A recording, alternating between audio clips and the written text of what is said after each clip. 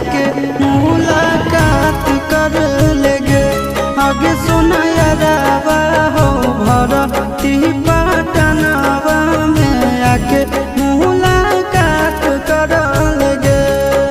आगे चली जाइबौ छोड़ी के दुनिया विदाई अपने हाथ कर लेगे। आगे सुनायरावा हो भरती